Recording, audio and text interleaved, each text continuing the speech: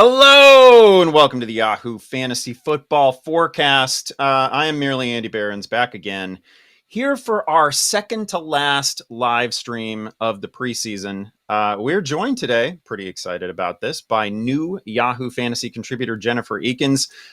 She joins me. She's just in the other square over there. You should be following her on Twitter at the Monday Mommy. You can read her excellent work at 4for4. You can see her work on NBC Sports Edge and now, of course, on Yahoo Fantasy this season. Jennifer, welcome to the Yahoo family. Welcome to the show. How you doing?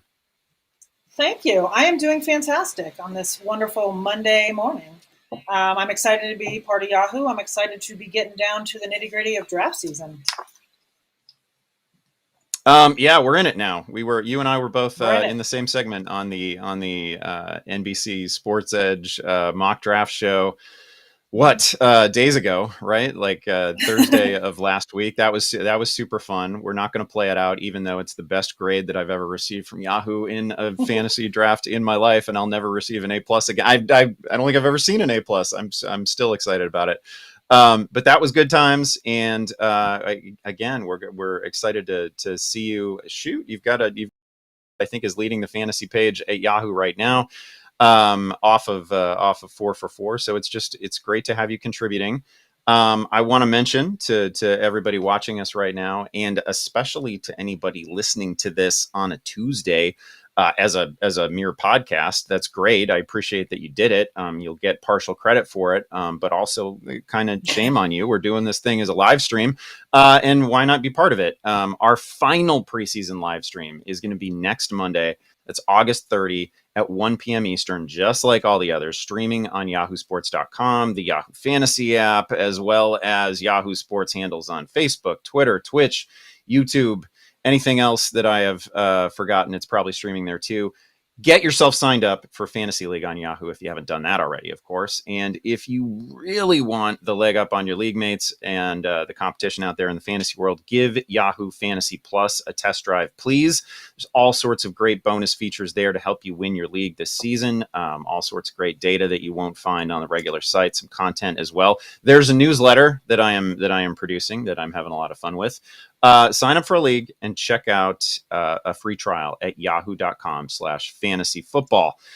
This first portion of the show is where we normally like to hit some breaking news, right? But I'll be honest, I feel like the greatest thing about this preseason is the lack of huge catastrophic injuries and draft affecting news. We just haven't had a ton of it, and it's been great. It means that players, by and large, are staying healthy, or at least the key players for fantasy purposes. So that's good.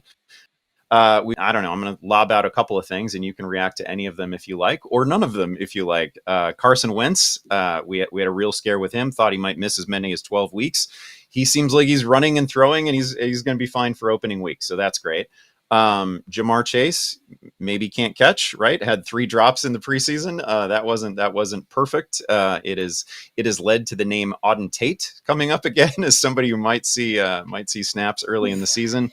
But other than that, like, we've had relatively good injury news related to Dak Prescott, to A.J. Brown, to Rashad Bateman, Devontae Smith, who we feared would perhaps even miss a game at the start of the season with the MCL injury. He's already back to playing in the preseason. That's good. So I feel like by and large, I don't know, maybe you're closer to it than I am. I'm really clued in on Justin Fields right now, but I don't know if you have any preseason reaction to any of those names. No, I mean, listen, with Carson Wentz, it's one of those things where it's like, okay, great, he's maybe starting week 1, but I mean, is he good? Like, is he good? I mean, it's tough for me with Carson Wentz to really buy in. I tried last season. Actually, I did buy in quite a bit last season. And then this season, obviously he's in a new offense and things are going to be different. But I feel like, I don't know, it's tough for me. It scares me a little bit that they are rushing him back so quickly. I don't know that he needs to start week 1. But if he does, I guess we'll see, what he really is. And then as far as the rest of – I'm sorry, go ahead.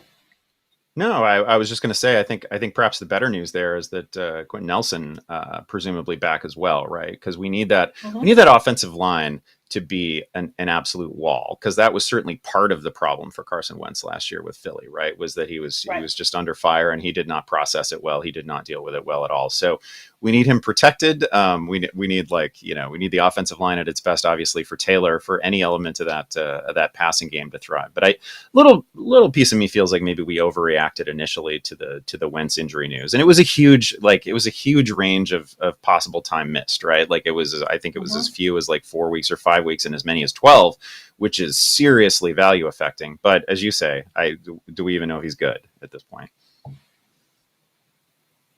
Yeah, I agree. And I think his ADP is probably going to start to climb. I mean, it took a huge dive, right, over the last couple of weeks.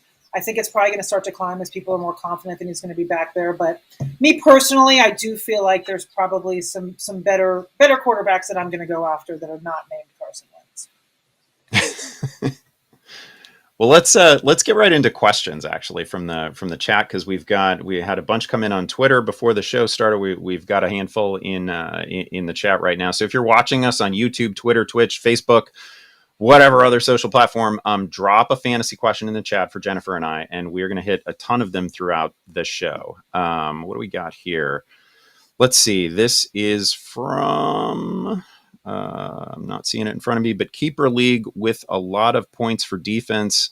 Which team has the best D? So we're getting a defensive question right away from the chat. So I don't know. Where are you at on defenses? Who do you have at the top?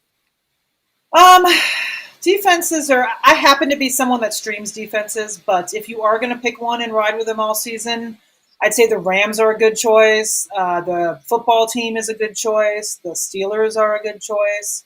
I'd say those are probably my top three if you're going to pick one and go with them all the way through. Yeah, I've had the Washington football team just because, playmakers at every level. I think, I think they have some guys that can be game wreckers too, right? So like I've had them at or near the top of my ranks for most of draft season. The one team that I've really, and again, we do a lot of tweaking to a lot of the positional ranks. We maybe don't do as much tweaking to kicker and defense ranks, right? Like I don't mess around with my defensive ranks too much, but I have elevated the Denver Broncos a bit after diving into schedules, right? Because they start these are their first three games. It's the Giants, and then it's the Jaguars, and then it's the Jets, right? So I've got two teams with rookie quarterbacks. Maybe the Jags are frisky, maybe they're not. We don't know. It's still a rookie quarterback in all likelihood, and the other guy out there obviously is Daniel Jones. So that's three pretty vulnerable quarterbacks right off the bat. I don't know that Denver is going to end up as my number one defense, but they're like you can kind of split the difference between, hey, I get a defense for streaming purposes and I want one that's good all season, right? Like they're probably going to start strong. A lot of us expect some sort of leap from Daniel Jones this season, but there's no way that he's not going to give the ball away like once a game, maybe more than that, right? So I think right off the bat, Denver has a really friendly September. I like it. Well, let's take one more question before we get into some of the meat of today's show. And this is a fun one from Jeff Hicks. He's asking, worst situation to be in or to be a wide receiver, Denver or Chicago? Both have at least one quarterback with arm talent, but more than questionable coaching, and could see offenses change some with QB change. So I don't know. Do you feel more confident in Bears receivers or Broncos receivers? There's so many good Broncos receivers. There's a lot of good Broncos receivers. I feel like, and they're all pretty undervalued right now too. So that's kind of fun. And look, it's the preseason. We take with it what we take, right? But both Teddy and Drew Lock have, shown that they can play, and I feel like it's still up in the air which one is going to win that job, but I feel like they're going to be okay, and they're going to be able to support, three wide receivers, and you have Noah Fant. With the Bears, you have pretty much, you have Allen Robinson, who we all know is quarterback proof, so he's fine. And then we're looking at, Mooney, and then you've got Cole Kmet. I guess to answer the actual question, I guess the Bears is a worse situation to be in, especially because, they seem to be really leaning in on the starting Andy Dalton thing. So I think that might be, the worst situation there. Yeah, I feel like the Bears receiving core is more what it's simpler for fantasy purposes. It's the kind of thing I'm not trying to compare the Bears receivers exactly to the Vikings receivers, right? But we like these receiving cores where we just know where all the targets are going to go. There's not a lot of mystery with the Bears. We're going to see some deep shots and a lot of opportunities to Darnell Mooney, and then like 140 targets for Allen Robinson. And Right. other than that, they're going to sprinkle in the tight ends, and Jimmy Graham is going to get a few looks in the red zone, and like that's it. That's about all we have to worry about. With Denver, there's so much talent there, which is really exciting. And it would have been, like again, the dream months ago was maybe that team was going to land Aaron Rodgers, and if that was the case, then you'd have somebody who could unlock all of them, right? So like it's one of those teams where I've got even all the way down to KJ Hamler and Tim Patrick. I like all these receivers, right? We all like Judy. We all like Cortland Sutton if he can get back to what he was. Everybody likes Noah Fant. But now all of a sudden we're talking about like 5 guys. And there's, like I like the way Drew Lock has played in the preseason. I like the way Teddy has played in the preseason. And Teddy certainly supported multiple viable fantasy receivers last year in Carolina. Neither one of those guys, and this is most quarterbacks, but neither one of those guys is going to unlock 5 different Broncos receivers. So like, I feel like I have kind of optimistic, rosy, sunshiny ranks on a lot of these guys, but they're not all going to hit. So I actually feel like the Bears receiving core is a little bit simpler. Dalton is a problem at the start of the season. It's just there's so much, what would shock me is the idea of the Andy Dalton era lasting very far into October, right? Because they start off the season with the Rams, so that's a tough game and an elite defense right away. That's probably not going to be a clean one. And then he gets to, pick on the old team. Then he gets to pick on the Bengals. And I'm fairly sure that Andy Dalton is going to start that game as well. But then if we get to a point where the Bears are like, they're 1-1, and then let's say they lose to the Browns the next week and they're 1-2, I just can't imagine Andy Dalton surviving that as a starter. I mean, he shouldn't, but there's been weirder things that we've seen, right?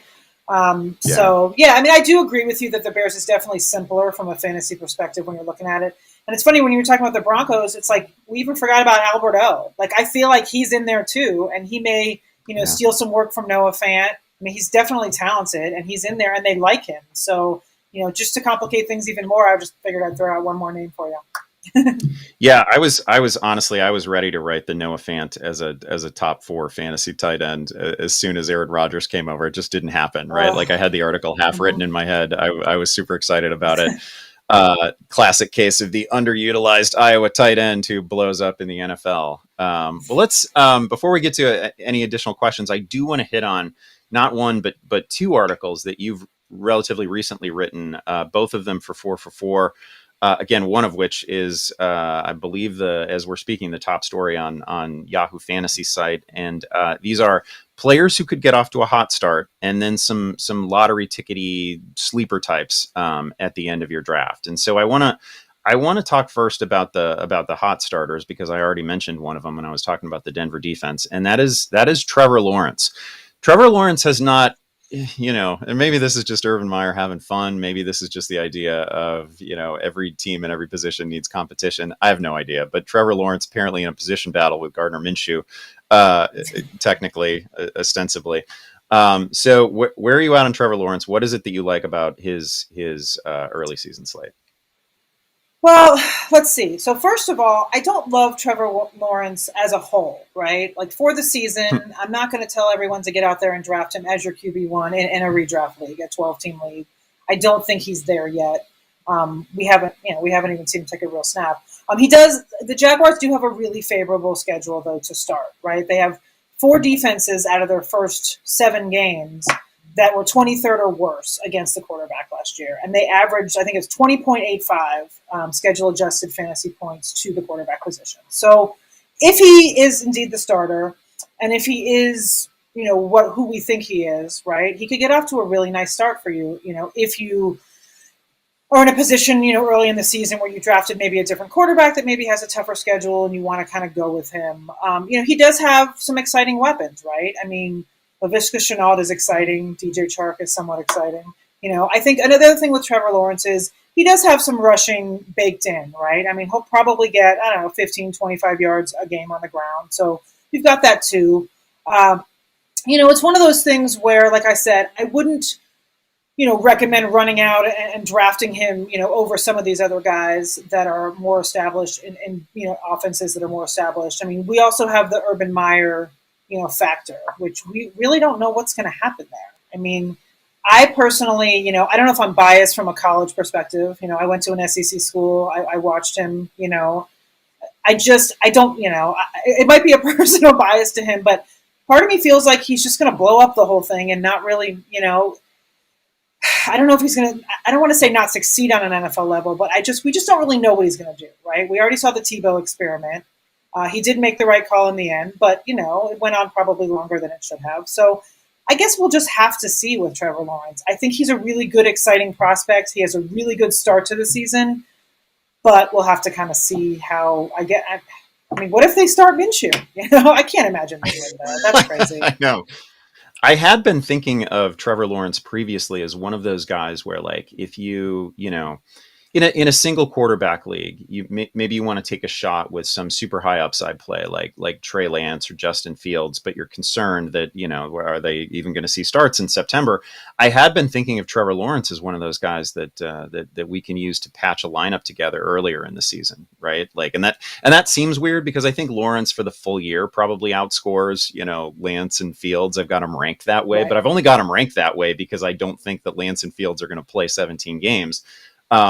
I'm pretty sure that Lawrence will. I can't really imagine. Like, I have to think that this quarterback controversy is just sort of a manufactured thing that will go away by the time we're ready to actually kick. I mean, like, you can't invest the number one overall pick with Trevor Lawrence and then say, no, we're going to let this scrubby, going to be a career backup in Minshew actually take the early season snaps. I think the whole thing is a sort of glorious experiment, and I have no idea what to expect. And I feel like a little bit of a fraud as a fantasy expert to say that I have no idea what to expect in Jacksonville, but we've got Urban Meyer, who does a bunch of really fun things, and we'd kind of like to see the full Urban Meyer offense on display. But then we also have these incredibly boring names on the coaching staff, guys that we run away from, and like Brian Schottenheimer is part of this coaching staff. And so does it have more the stamp of Urban Meyer or like, I don't know what that looks like. And I don't know if, I can talk myself into LaVisca Chenault, but they actually did pretty boring stuff with him last year and he never went downfield. So like, is it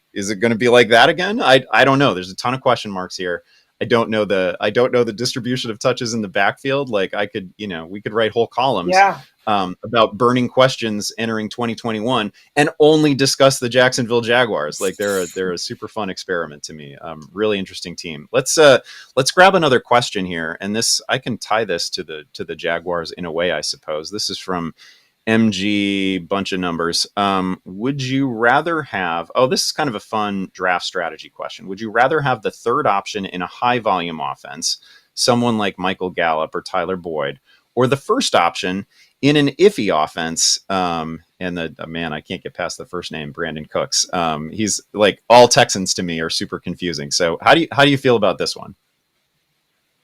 First of all, I think it's an excellent question because it's something that, we face because Brandon Cooks is always there and he comes around to your pick and it's like, do I want him or do I want someone like a Gallup or a Boyd? So I think it's a great question. I've kind of been going with Cooks. I feel like somebody has to get the targets there, right? And they're going to be playing from behind probably 99.2% of the time this season, right? So I feel like it may not be pretty, but I feel like garbage time wise, Brandon Cooks could be a good person to start in your offense. But I would say, and Davis is, I assume that's Corey Davis. He's coming to his own, right? And he's having a good camp in preseason. I will say though, there is something to be said for having, the third weapon on a really high scoring and high powerful offense. Now, the Bengals, we're predicting that, but we're not sure that's really going to happen, right? We're banking on Burrow being what we thought he was. I think in Dallas, I think they're going to score a lot. They are. I think they're favored to win 11 games by a touchdown or more, or something like that. So I think that they're going to score a lot of points, and I think Gallup is going to be a decent contributor in there. Especially, he's going to have some big plays. So I think for these specific examples, I'd probably rather go with Gallup or Boyd. But I don't shy away from Cooks. Like, I feel like he's someone that nobody wants, but yet somebody's going to have to make plays in that offense. Yeah, I mean, we're gonna get 17 games this season, which means that every team is basically going to produce 3,600 passing yards, right? Like, there's yards to be found everywhere, and Brandon Cooks is clearly where those yards are going to go with Houston. There's not a ton of other viable options, especially when you consider the likely quality of the quarterback situation there. Dating back to college fantasy leagues that I was in, I used to play in this Big Ten college fantasy league. I'm going to revive it again this season. And like, I was always on Nico Collins, and Nico Collins never really satisfied me. Maybe he'll be a thing, but there's just not a ton of other options for Houston right now. So it's Cooks, and he's given us 1,000 yards every place he shows up. He's normally been tied to all-time quarterbacks, so this will be an interesting experimental year for him, but volume is surely going to be there. I guess in situations like this, I tend to choose the targets if I'm in a really deep league, right? Like, if I'm in some sort of league where I can't take a lot of zeros, and I just want somebody to produce, I don't know, 6-8 points in a given week. I might, I'm in a 20 teamer, I'm in an 18 teamer. And in places like that, I might just find comfort in the targets that I'm going to find in somebody like Brandon Cooks. But I got to say, in most leagues, like, if I get in these, 12 team leagues, 10 team leagues, things like that, I always chase the upside of a great offense. And I think you've hit on two of the right offenses here as well in Dallas and Cincinnati. Jennifer, you alluded to it with the Bengals. Joe Burrow last year was on who knows if this will continue into the current season. He's coming off an injury and all that, but like, after 10 games, at the time that he got injured last year, he was averaging 40 pass attempts a week. That would get you over 17 games. That would get you almost to 700. That's crazy volume. There's no question he can support, on volume like that. There's no doubt that they can support 3 viable fantasy receivers. And it's basically the same situation in Dallas, right? Dak averaged 371 passing yards per game last year before he got hurt, which is, he's not going to sustain that, but that can regress in a huge way, and it's still 300 plus. And that's going to make Michael Gallup interesting. I'd think about the Steelers too, right? Like, I would definitely take a shot with like Chase Claypool over either of these guys.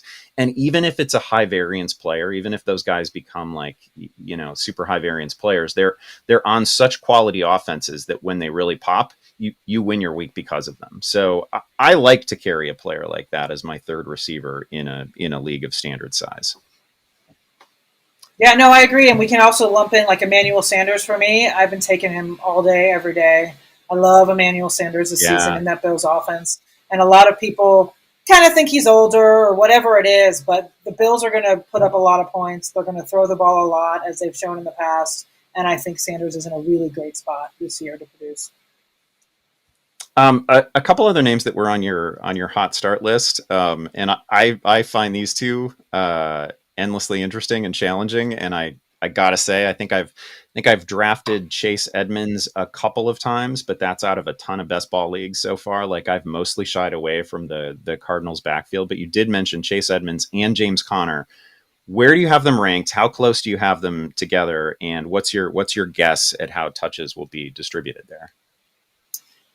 Like you said, it's super tough. And I actually haven't really drafted either of these guys very much.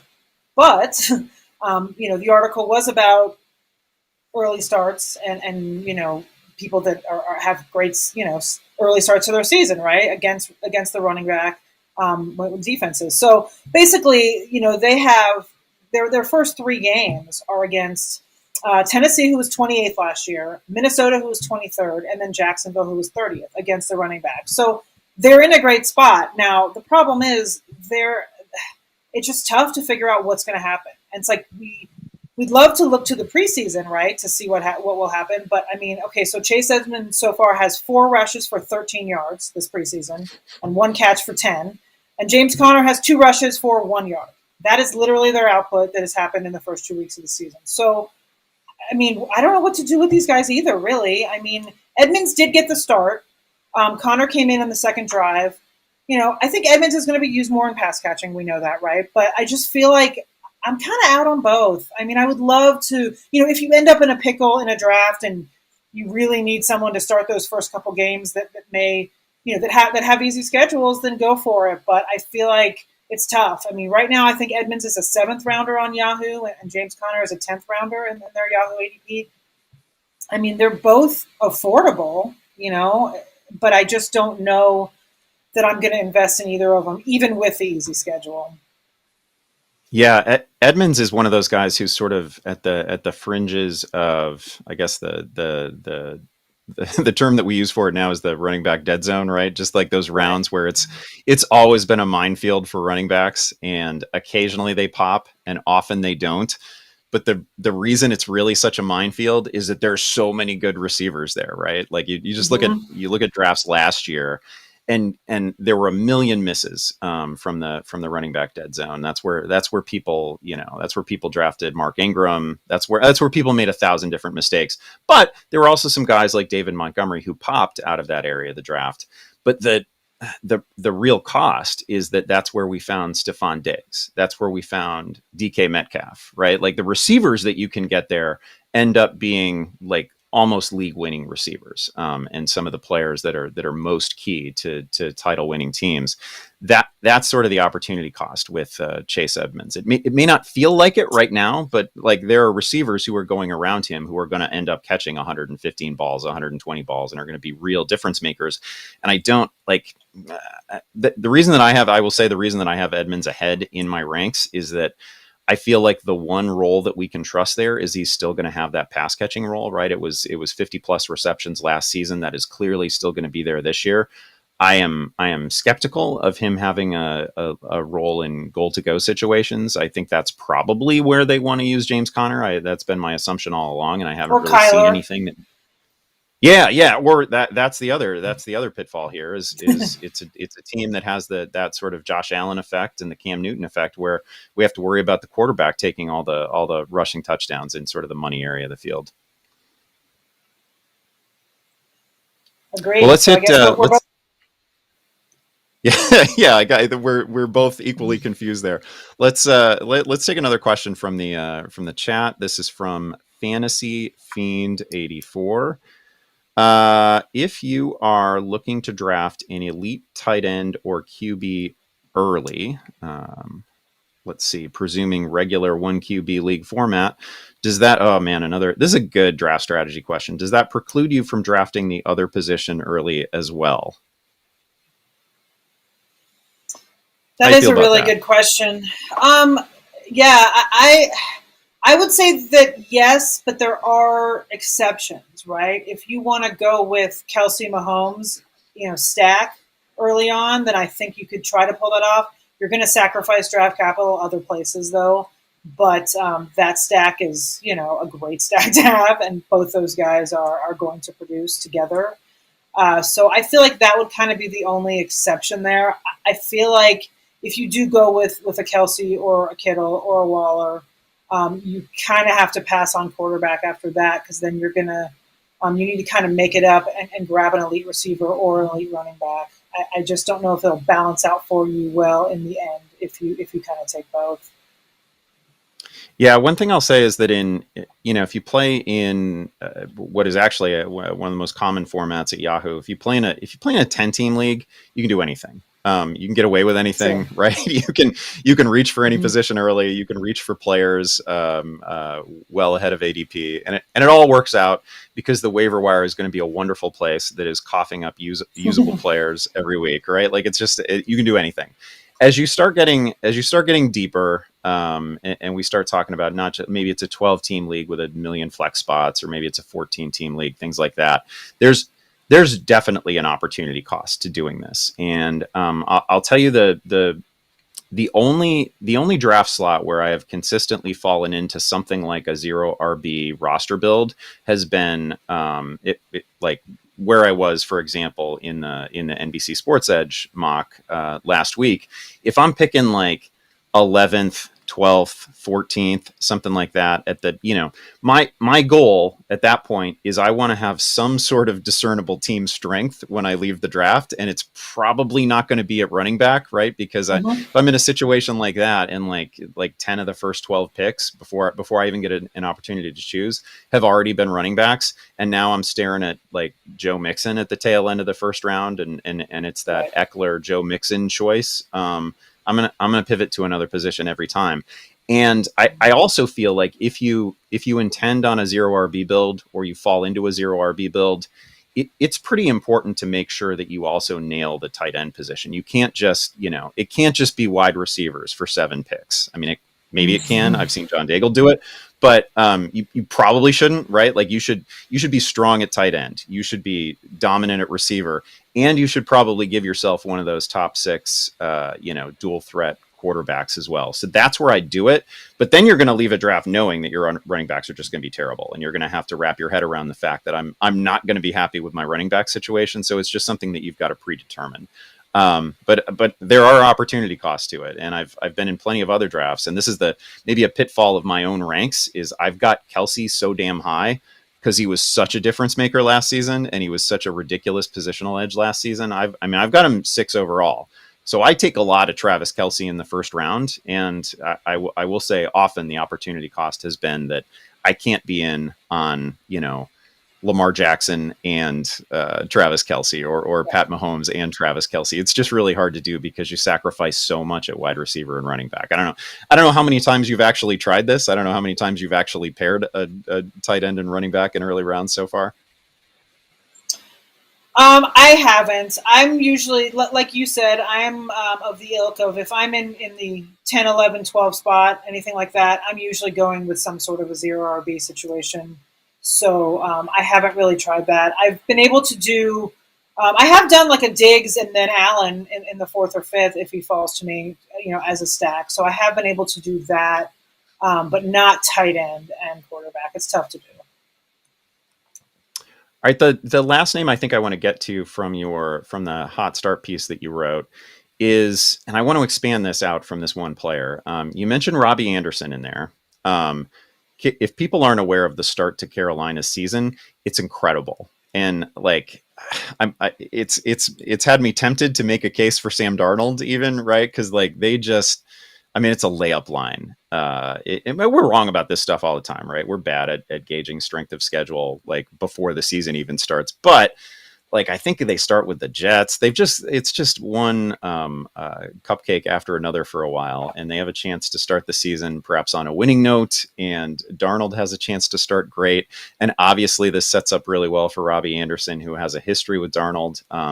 Terrace Marshall's looked great in the preseason so far. I don't know, like, talk about the Carolina Panthers a little bit, because it really is an amazing beginning to their season. Yeah, it is. They actually start out Houston, Dallas, Philly, Minnesota, and Atlanta, who were all 24th or worse against wide receivers last season. So it's beautiful for DJ Moore, for Robbie Anderson, for Terrace Marshall. It's beautiful.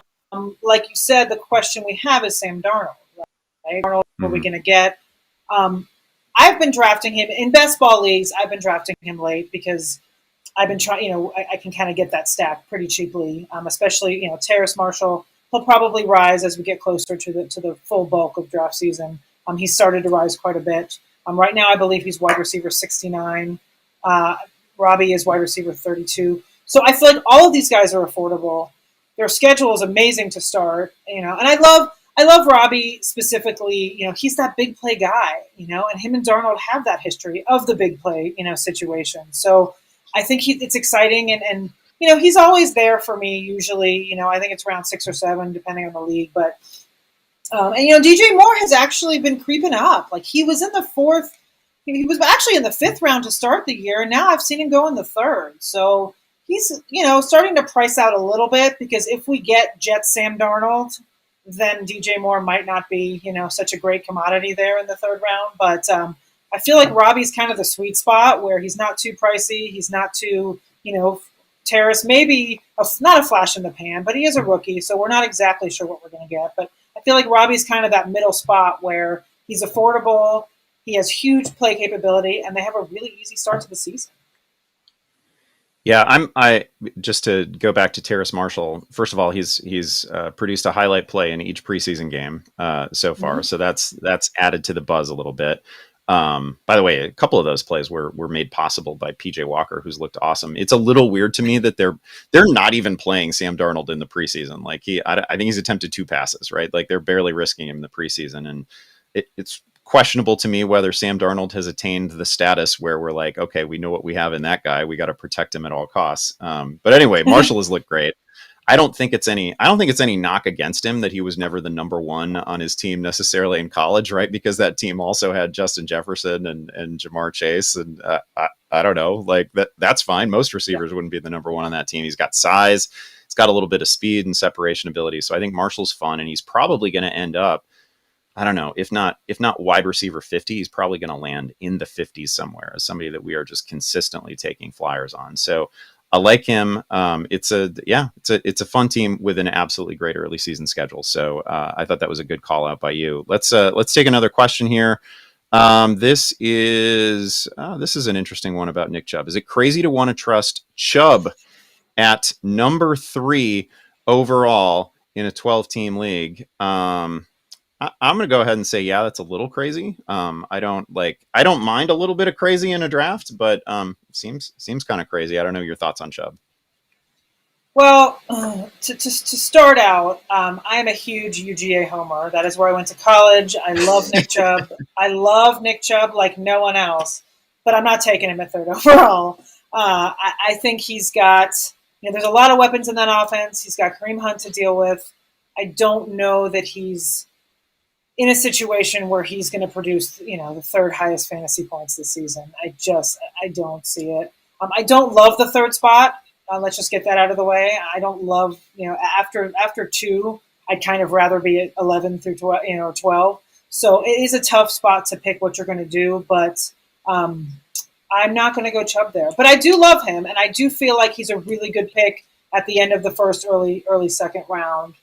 I don't think he's got the volume and that offense. I just don't know that he'll produce that kind of, that output this season.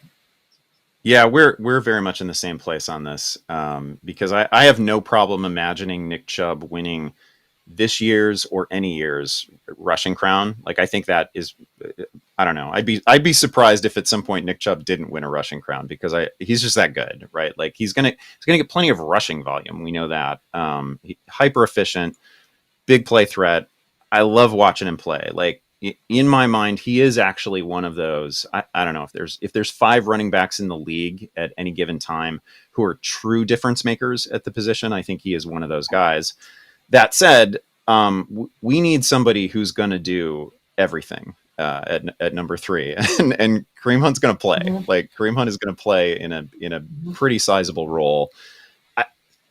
I know that we all find reasons to run away from Derrick Henry, right? And of course, nobody's saying that Derrick Henry is going to repeat the season that he just had, but he's had 2 phenomenal seasons in a row, and he's not going to catch a ton of passes either, just like Chubb, except we've already seen a 2,000 scrimmage yard season from him, and we know that he's, there's nobody else who's going to eat into his touches. And if you told me that Derrick Henry was going to have 400 touches this season, sure, of course he will. Like that's how they want to use him. That's how they intend to use him. So for me, I agree with you as well on the actual value of the 3rd pick. I don't love it. It's not my favorite spot to land in a draft.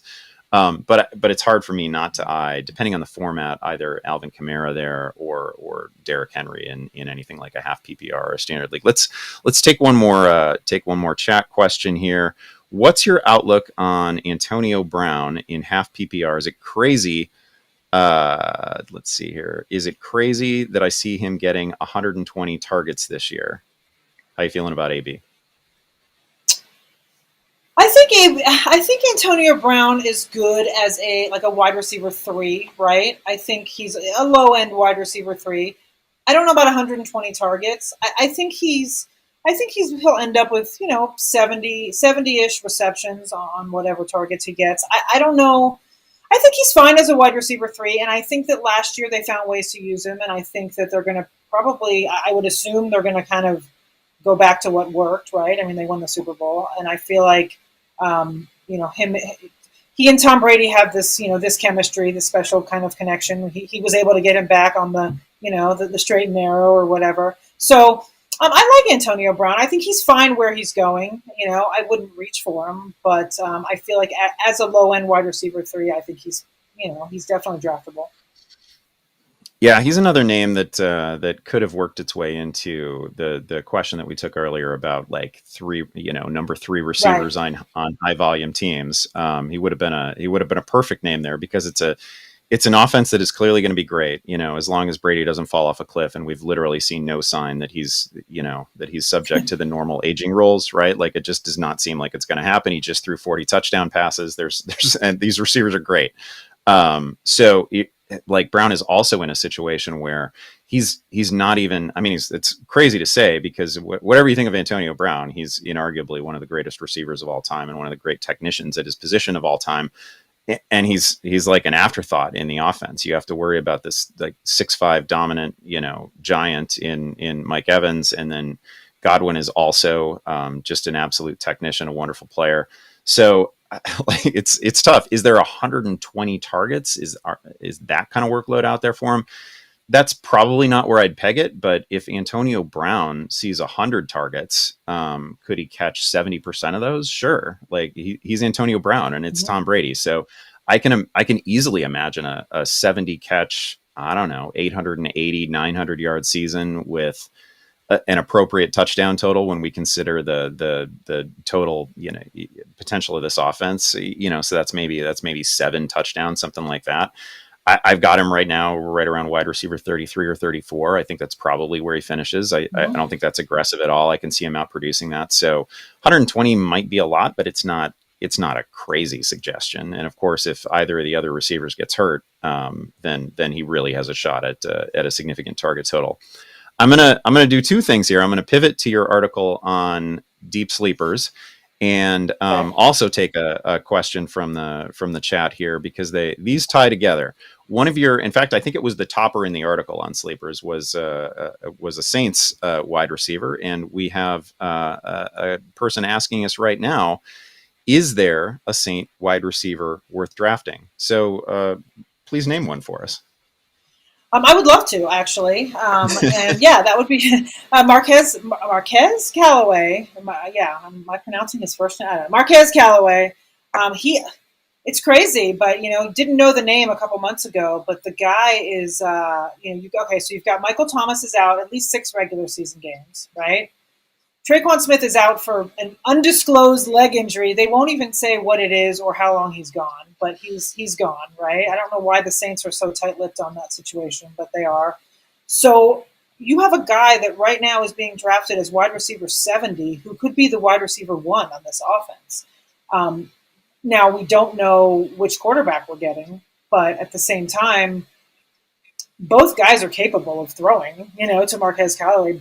They both have a bigger arm than Drew Brees did last year. So I feel like he's a steal right now. And the thing about him is he can redraft. He's so cheap that if for some reason he doesn't pan out, you just send him to the waiver wire. But you could get a super steal at this point. Listen, I think Alvin Kamara is going to see some of those targets that Michael Thomas would have gotten, but not as much. I feel like Callaway's a really good, you're getting a huge ceiling for dirt cheap.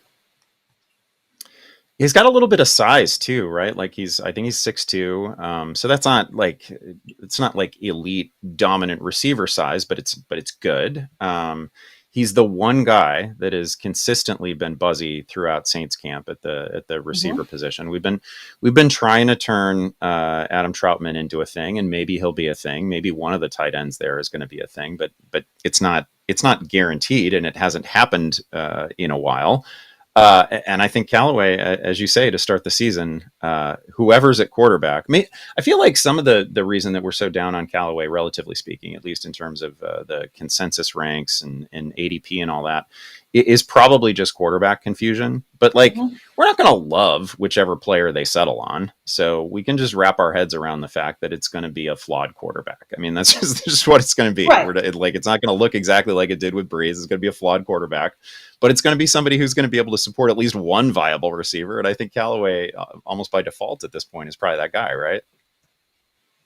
Yeah, I'm definitely on board. And like I said, it's not going to cost you a lot if it doesn't pan out, Mm-hmm. Yeah, a couple of other names from the sleeper list. You mentioned both Patriots tight ends, and I'd be really interested in hearing your thoughts here because I don't know, I'll call myself a bit of a coward at the tight end position. I was talking earlier about how I'm taking Travis Kelce in the first round of all these drafts. Like I don't want to leave drafts without a one of the big six tight ends. I don't like doing it. I am aware that there's a path to winning, and I know that there's this whole big group of tight ends where like a bunch of them are going to produce 5 to 8 touchdowns, and that's going to settle the matter of who ranks like 7 to 12. It to me, it just seems like such a minefield, and the positional edge that you get at the very top is so strong. But you did mention Jonnu Smith in particular. I think is certainly a really good player. Like they're really good real life players. Hunter Henry, when healthy, good real life player. I don't know what this Patriots passing game is really going to look like, and how many every week fantasy starters we can really count on.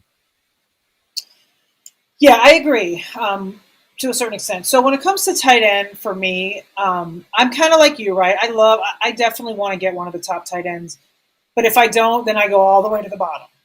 I skip the Fant and the Higbee and the Logan Thomas, and I skip that tier and I go all the way to the bottom. And I think when Henry and Jonnu Smith signed, days apart, actually it was 1 day apart, they both signed with the Patriots.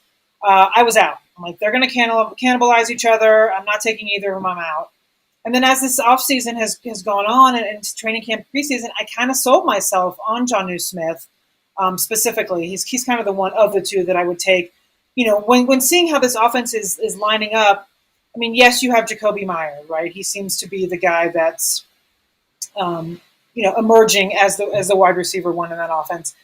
But other than that, I feel like Jonnu Smith is just going to get so many targets in this offense. I feel like, Josh McDaniels is going to kind of use, it's cliche to talk about the whole Gronk and Aaron Hernandez era or whatever, but I feel like they may try to recreate that to a certain extent. I think there's going to be a lot of 2 tight end sets. And I feel like Smith is the better of the two as far as just pass catching and running routes. And I think he's going to be more fantasy relevant, I should say.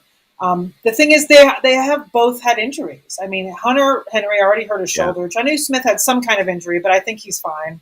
So I think for his price and where he is, I'm taking Jonnu at times. I mean, I'm not targeting him in every draft or anything, but I am going to sprinkle him in here and there because I do feel like with the offense the way it is right now and the way it's looking like it's going to be built, I think that they're just going to get a ton of targets between the two of them. And I think Smith is going to end up the target leader there. He may even see more targets than Jacoby Myers at the end of the season. But I do feel like, the offense is going to go through the tight end position. And I don't know if I've just talked myself into it by writing a couple articles on it and making myself feel that way. But they are both super inexpensive. So, it's one of those things where I can make myself decide to take them. So the follow-up question here, if you're drafting Jonnu Smith, are you rooting for Mac Jones to take that job? Like, are you? I feel like one of the listen, I would love to see Cam Newton as a totally competent, the version of Cam that we saw 5 years ago, 6 years ago. That would be great. He's also a problem for everybody else when they get in goal to go situations, right? And so if you're counting on Jonnu Smith catching 8 touchdown passes or something like that, well, Cam running the ball into the end zone 11 times a year is not is not helping your cause in a way. So like, are you rooting for Mac Jones there, or do you feel equally strong about these tight ends with Cam? Yeah, I guess you'd have to really root for Mac Jones in that situation, and I do feel like he will eventually take over. I don't know. Cam is really interesting because last year we gave him a pass, right? He had COVID. He didn't really learn the playbook. He never really felt well. He's back. He hasn't played that well in the preseason to knock anybody's socks off. So I guess I'm kind of rooting for Mac Jones to get there. I don't think he's going to start right away or even close to right away. I mean, Cam will be the starter for a while, but I guess I'm also counting on maybe some, just some, I don't want to say garbage yards, but, some middle of the field, just dump offs, to Smith and, you know, I guess more than necessarily goal line. I know with tight end, we do like to see a lot of red zone action, and it may not be the case if Cam does end up running, but I do feel like there is still a role for Smith, and I feel like with their lack of weapons, I'm not sold on Nelson Aguilar. I'm not sold on Kendrick Bourne. Like I don't think that that's going to happen. I think it's really going to be Jacoby Myers and then Smith and Henry kind of in a two tight end situation. Yeah, we've actually got a question from a viewer that ties into this. It's Cam Newton question. Let's see here. Does Cam Newton have a future on another team after this year, anticipating him to start this full year before the team transitions to Mac in 2022? Like a full year of Cam is really quite a question. I feel like they're gonna I feel like certainly the competition and the level of play that we've seen in the preseason is close enough between Mac and Cam that I'd be a little bit surprised if Mac Jones isn't the quarterback by the end of the year. He's presumably the quarterback of the future. Use a first round pick on him. So I think that eventually happens. I hope that Cam has a future on another team after this year. You mentioned most of the storylines about Cam a season ago. He like that Seattle game really happened. Like he did have a good passing effort on his tape ahead of suffering from COVID, right? And he was terrible for like a month after coming back from COVID. And I don't think we should just dismiss that. But it was a bad passing season. More rushing touchdowns than passing scores is crazy in the year 2020. That's just absolutely nuts. I hope he has a future with another team. It seems like he's handled this competition reasonably well. It seems like he handled last year about as maturely and as well as possible. So the whole question is really Cam Newton probably has an NFL future beyond this, but the question is whether he has a future as a fantasy relevant NFL starting quarterback. And I hope that's the case. I wouldn't place a whole lot of stock in Cam Newton in like dynasty ranks or anything like that, because this year is gonna entirely tell the tale. But he may I don't have a hot take on this. I don't feel particularly strong about it. I do feel like Cam is one of those sort of interesting best ball picks, right? Where we know we're going to get a couple weeks that are high scoring weeks out of Cam. As long as he starts a month and a half of games. One of those games, he's going to have 2 rushing touchdowns, probably multiple games, and he's going to rank as a starter in both of those.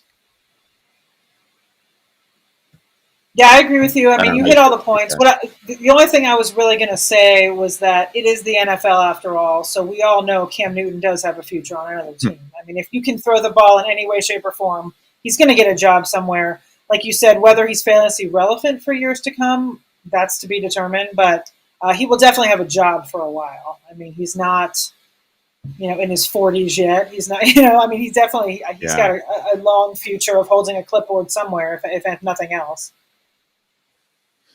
Let me ask you about another name from the sleeper list. And I'll admit that I've been pretty bashful on this guy, and I was so in on him last year. This might have actually been my most drafted. I'm embarrassed to say that it was one of my most drafted players, but Blake Jarwin. Blake Jarwin, I saw the path to 1 million targets last year. I thought it was going to be a really good season. Of course, he has the very early injury, done for the year. Dalton Schultz was fine as a replacement. I feel like I'm seeing more and more Blake Jarwin buzz now on Twitter, but there's so many tight ends out there that like we're all guaranteed to have the tight end ranks wrong from like 7 to 20. Oh, yeah. Because there's so many tight ends where I can imagine a path for that guy, finishing the year with 7 touchdowns and 70 catches or something like that. And not all of them are going to do it. But there's a whole bunch of interesting names. I feel like there's 20 tight ends that should rank between 7 and 15. And obviously we can't do that, but Blake Jarwin is probably one of them. So tell us why you're a little bit optimistic about him.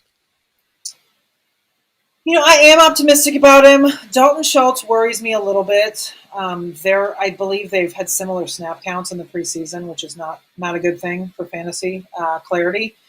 But like we were talking about earlier, I think that Dallas is going to score a lot of points this season. Dallas is going to, you know, win a chunk of games, and I feel like, Jarwin is going to be, I guess option 4 really on that offense. I mean, if you count Zeke, then I guess option 5. But I feel like there is a path to a lot of targets there. Whether or not, like, the Schultz thing does scare me, right? Because they could come in and somewhat cannibalize each other as well. But the good news with Jarwin, like I've been saying, I mean, he's super cheap. So it's one of those things in redraft. If you roll the dice on him and he doesn't pan out, you just send him to the waiver wire and grab a Gerald Everett or grab a, whoever else. And like you said, there's a huge chunk after that, after the top 6 that could all end up being, a low tight end 1 at the end of the season. And it's just a matter of which one ends up. It's really tough to decipher. Tight end is not for the faint of heart as far as ranking and trying to figure it out, because there's so much going on. But in the fantasy world, you'd like to attach yourself to high-scoring, high-powered offenses. So at the end of the day, if it's between him and, say, Dan Arnold or whatever, I would go with, Jarwin. Yeah, agree. I think that is actually the winning argument here. That we know it's going to be a high volume offense as long as they have a healthy Dak. We know the pace that offense was on last season, so he's gonna presumably be a big part of that. Let's close this out with a couple of more questions from the chat. Here's I always like the "Am I crazy for doing this?" kind of questions, and here's one from D Mendy. Am I crazy for having Russell Wilson as the QB1 in fantasy? I think there's a path for him to get there, but everybody is sleeping on him. Russell Wilson, QB1. Do you like it? Do you hate it? How much do you hate it?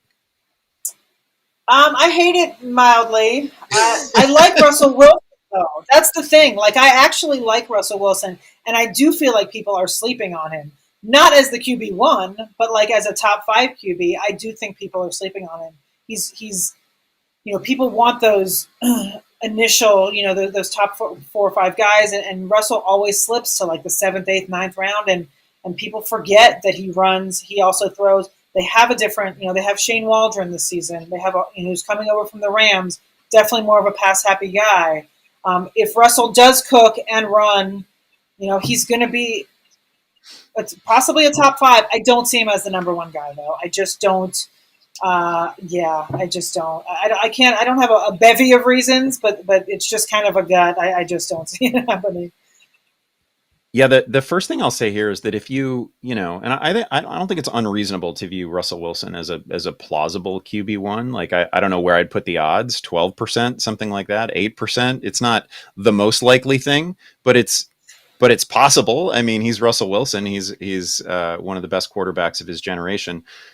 Like, if you see that as a potential outcome, you've got an edge, because you don't have to draft him at first, second, third, fourth, or fifth at among the QBs, right? So like, you have a real opportunity to get your QB1 in round 8, round 9, something like that. People aren't fighting each other for Russell Wilson in drafts. So you have a real edge if you see that as a serious advantage, right? Like, you can walk out of your fantasy draft with your QB1 and potentially with the top ranked player that you have at other positions too. I actually think that this Seattle offense is it's one of those stories that we're maybe not, and maybe in Seattle they're talking about this a lot. I hope they are. We're not talking about it nationally nearly enough. Like, there's a real system change happening here, and Russell puts a positive spin on most things, but he's really talking it up. And we have this little, McVay coaching tree wrinkle that's going on. There's a lot of conversation about how this offense maybe isn't just going to be, we still have Pete Carroll to worry about too. And it could be that at the end of the day, Pete Carroll just wants to run the football, and they want this to be as much Chris Carson based as Russell Wilson based. But man, Wilson himself and the receivers in Seattle are saying good things about the offensive system that is being implemented. And one of the big wins would be, if it's not just like some sort of deep vertical offense, and we don't just expect DK Metcalf and Tyler Lockett to do the same things. But if they actually attack the field at multiple levels, if there's horizontal elements to it, right? Like nobody likes to hear that necessarily, but it would mean that would kind of unlock Gerald Everett. That could add, that could add different possibilities to Tyler Lockett, who's a wonderful player, and DK Metcalf is basically a superhero. So this could be really good. This could be really fun. The other weird thing about Seattle is that almost every season, they go into a bye and they come out of the bye and they're a completely different team, right? Like it's just one of those weird things that seems to happen. They reinvent themselves mid-season. It's been happening forever. We'll see it. We'll see if it happens again. Anyway, I think the Seattle like sort of offensive changes are super fun, and I'm pretty optimistic about them. So I will say it wouldn't shock me if Russell Wilson certainly is like a top 3 fantasy quarterback. I think that's very much in play. Let's take one more question before we get out of here, and it is Brandon Ayuk. This is great. This is a Matt Harmon favorite, by the way. Nobody likes Ayuk as much as Harmon, which is usually a good sign. Lots of hot takes with him. A Yahoo article says he's a star in the making. Other analysts seem to hate him because the Niners are supposedly running every down. Thoughts on Brandon Ayuk? And we can take this really quickly before we get out. I like Ayuk. I have absolutely no problem. I definitely don't hate him. I've been tending to go with Deebo Samuel a little bit later just because he's cheaper, and I don't know that there's going to be a huge difference between the two. But I do think the Niners are going to throw more than people think they are. It depends also on George Kittle. George Kittle is one of those guys that, he's a target hog, but at the same time, I keep saying this, he's a maniac. And so the way he plays, I feel like he's destined to get hurt, which is why I don't take him a lot. But I'm totally fine with Ayuk. He's definitely a talented guy, and I have no problem with him at all. Yeah, I feel like Ayuk is the one receiver on this roster who's more the do it all, any route, any level of the field player. We don't like Deebo Samuel's really fun. It's not, his usage is not as interesting to me necessarily for fantasy purposes. I think Ayuk is the highest ceiling player. I think he's the guy who could be a potential star here. And like, it's fine to worry about the Niners being, a run heavy team, but that we're talking run heavy in like 2021 terms. Like they're going to throw a ton. No team this year is going to throw 16 times a game. Like, this isn't 1977. You don't have to worry about that. Any offense that is quarterbacked reasonably well can support multiple viable fantasy receivers. And I've got Ayuk in the 20s, and I feel like I may actually be too low on him. We went a little bit long this week, but it was really fun, and I'm excited, Jennifer, that you are going to be part of the Yahoo cast as we get into this season, producing regular content for us. So huge thanks to you for coming on the pod this week, coming on the live stream. I know these things are a little bit weird, a little bit, you never know what questions are going to roll in, but thanks for rolling with it. Great catching up with you. And again, really looking forward to seeing you on Yahoo this year. Other exciting podcast updates at Yahoo Sports. If you are looking for college talk, and there's a decent chance that you are, follow the College Football Inquirer with Dan Wetzel, Pete Thamel, and our good friend Pat Forty from SI.